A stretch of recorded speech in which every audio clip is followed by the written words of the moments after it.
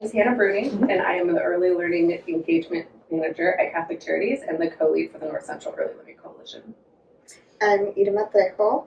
I am the Program Coordinator for the North Central Early Learning Coalition here with Catholic Charities. So the North Central Early Learning Coalition is co-led by Catholic Charities and by the North Central ESD. So the purpose of the North Central Early Learning Coalition is to collaborate with community partners, expand options for quality early learning in our communities. So we do that by engaging with early learning providers and local community members to ensure that there's equitable access for children and several learning opportunities that meet the unique needs of children in our areas. We have Pillar 1, that is our connection and collaboration across all learning pathways. Outreach. Pillar 2 is building public awareness and outreach opportunities and events. And Pillar 3 is the supporting legislative action and advocacy work. Yeah. So that basically focusing on those three pillars, we work together as a collaborative with the ESD, all of the leadership members.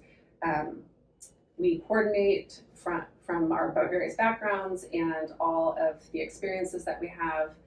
It's been really fantastic to collaborate with the ESD, and then we're bringing in the health department and members from Grant County as well as Okanagan, and we are able to engage across these 4 different counties in different communities across various diverse backgrounds with families and providers, and we sit down with community partners and we engage in conversations around how to access resources and things of that nature. We've also been able to do listening sessions with families and providers across the counties and then take those stories and raise them up to the local and the state level for advocacy. Every other month in between from the monthly regional meetings, I do a coalition newsletter, and within that newsletter it gives an update of everything that's happening across our regions, Okanagan, Grant, Chelan, Douglas, and our leads and the work that they have been doing so that we inform the members of the continued work that we're doing. Then we do provide also resources in there for the community to engage. Those include advocacy opportunities, perhaps educational opportunities even for parents if they wanted to, or providers. Community events is a huge one. Yeah, I think so.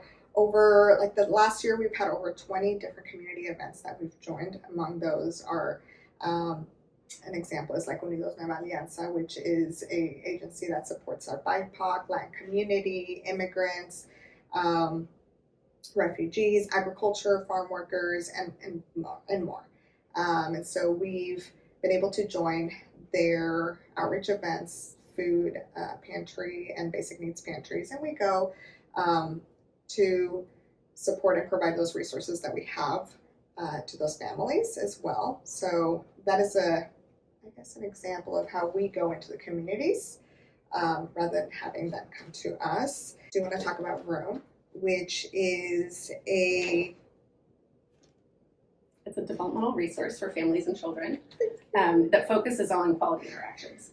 And so it's been really amazing. This is one of the things that's provided from Washington Communities for Children. And Irma has worked really hard with our team to get these printed in Spanish and English. And these little activity cards, we give these out to families and to providers to share with families as well to support quality interactions from birth. Another win would be the increase in our membership over the last year. So we have increased by 36 members, and now we have a total of 98 members. And that includes parents, providers, and community organizations. We have approximately 8 parents, 19 providers, childcare providers, and over 51 community members and organizations and others.